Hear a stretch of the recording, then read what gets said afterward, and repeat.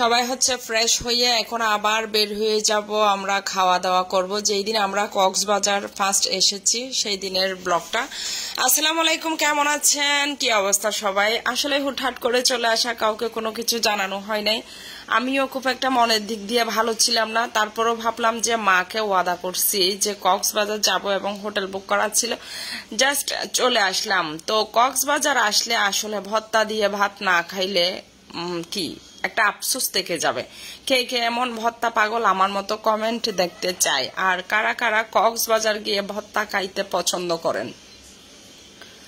তো এখন আমি বরাবরই কিন্তু আর লোভ সামলাইতে পারি নাই, ভর্তাগুলো অর্ডার করে ফেলেছি, আর যে যা খাবে সেটাই অর্ডার করেছে। বাট আমি কিন্তু ভর্তা পাগল, সো আমি ভর্তাটা নিয়ে নিয়েছি। কারণ আমি যখনই রোমে আর কি পৌঁছাই তখন অনেক টায়ার্ড লাগে, মনে করলাম যে না একটু ফ্রেশ হয়ে ঘুমিয়ে যাই।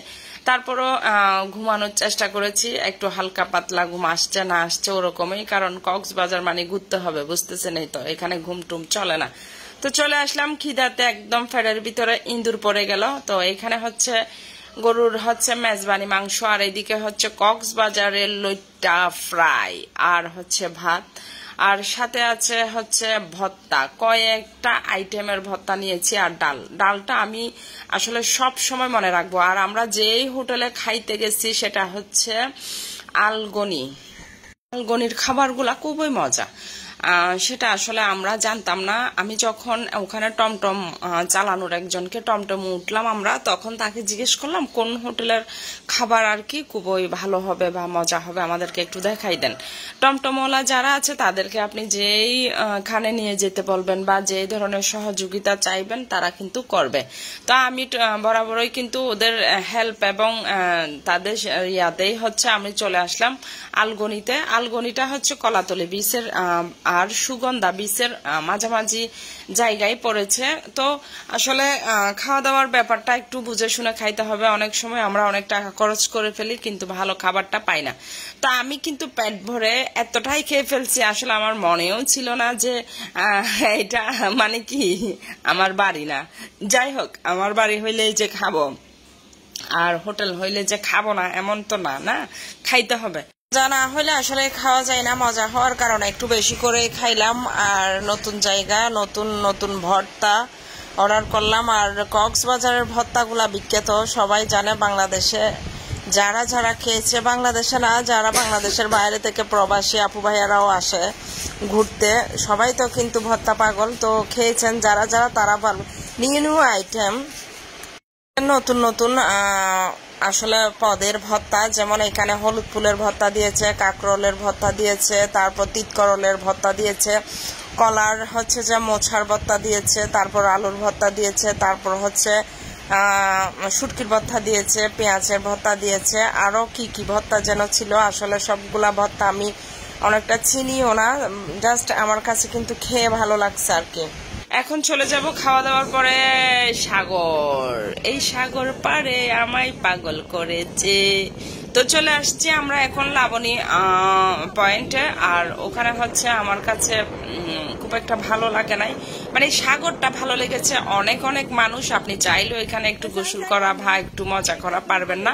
এটার জন্য আমি সাজেস্ট করব আপনাদেরকে ইনানি বিচ। ইনানি বিচে চলে যাবেন, অনেক দূরে। আমি অনেক মজা করেছি, সেই ব্লগটাও আসবে। তো আমরা হচ্ছে এখন এখানে হচ্ছে কলাতলিতে আর কি লাবণী পয়েন্টের ওখানে আমরা এখন হচ্ছে সমুদ্রের মধ্যে একটু আনন্দ মাস্তি করতেছি, মা ছেলে আর ছোটরা সবাই মিলে। আর মাস্তি করতে করতে করতে করতে আমরা আবারও কি চলে যাব, এবং আরো আরো ব্লগ আসবে, সেগুলো আপনারা দেখবেন। আমার কক্সবাজারের একে একে ব্লগগুলো সব আমি দেওয়ার চেষ্টা করবো। ভালো লাগতেছে, ওই দিক থেকে বেশি ভালো লাগতেছে, ওখান থেকে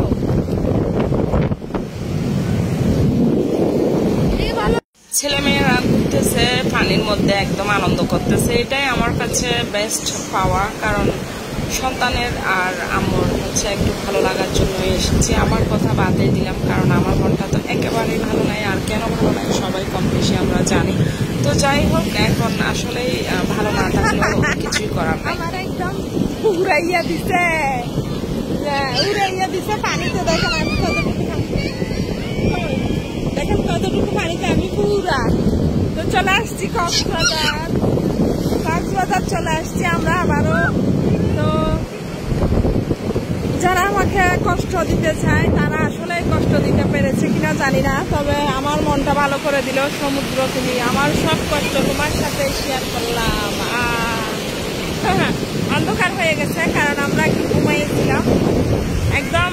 যখনই হচ্ছে হোটেলে আসি তখন হচ্ছে প্রায় একটা লাঞ্চ করি আর লাঞ্চ ঘুমাই, আর ঘুমানোর পরে হচ্ছে আমরা চলে আসলাম বিচে। দেখেন আমার হাঁটু জায়গা পানি, আমি একদম হাঁটু পর্যন্ত পানিতে। অন্ধকার হয়ে গেছে। এটা মানে অন্যরকম একটা ভালো লাগে আসলে। আমি নিজের ভিডিও নিজে করি, আমার কোনো ক্যামেরাম্যান নাই। কি করব, ক্যামেরাম্যান নাই এখানে, ক্যামেরাম্যান নাই, আমার কোনো ক্যামেরাম্যান নাই। আল্লাহ আল্লাহ আল্লাহ আল্লাহ আল্লাহ, তুমি ওদিকে চলে যাও।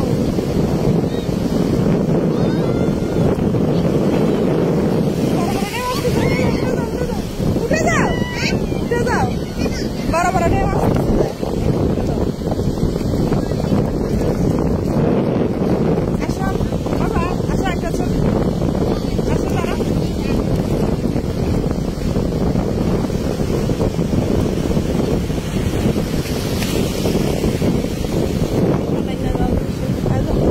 আল্লাহর সৃষ্টি যে কত সুন্দর, কত মাশাআল্লাহ। সাগরে না আসলে আসলে বুঝতাম না। অনেকে আছে হয়তোবা তারা বুঝে না সাগর পাড়ে গিয়ে সাগরের ঢেউগুলা যখন দেখে, আহা কতই যে আল্লাহর সৃষ্টিগুলা কত যে সুন্দর, অপরূপ সুন্দর, সেটা বুঝতে পারা যায় শুধুমাত্র সাগর পাড়ে গেলে। আচ্ছা যাই হোক, এবার চলে আসলাম আমরা খাওয়া দাওয়া মানে নাস্তা করব। যেহেতু আমরা দুপুরের খাবারটা খেয়েই কিন্তু আর হোটেল আসি নাই, আমরা ঘুরতে ফিরতে চলে গেছি কি সাগরের মধ্যে। সময়টা শেষ, আর বাচ্চারা তো একটু লাফালাফি একটু দূরাদূরি করলে তাদের খিদা লেগে যায়। তো এখন চলে আসলাম, যদিও আমার খিদা নেই, তারপরেও কিন্তু বাচ্চাদেরকে খাওয়ানোর জন্য আমরা চলে আসলাম এখন রেস্টুরেন্টে। আর হচ্ছে এটা হচ্ছে কলাতলি রেস্তোরাঁ। এটা হচ্ছে কলাতলির একদম বাস স্টপের মোড়ে।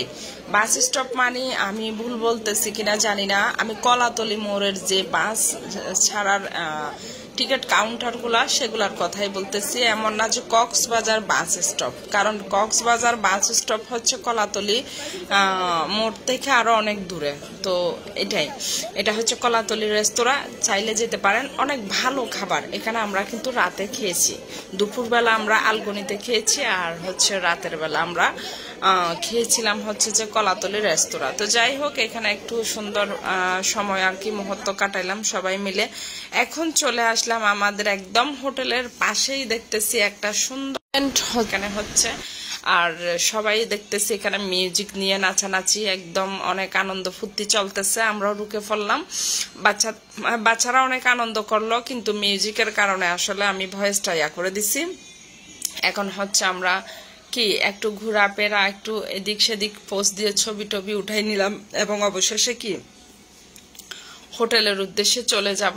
আর যদি পারি একটু বের হব, টুকু করে একটু আপনাদের জন্য ভিডিও নিয়ে আবারও চলে আসবো। আল্লাহ হাফেজ।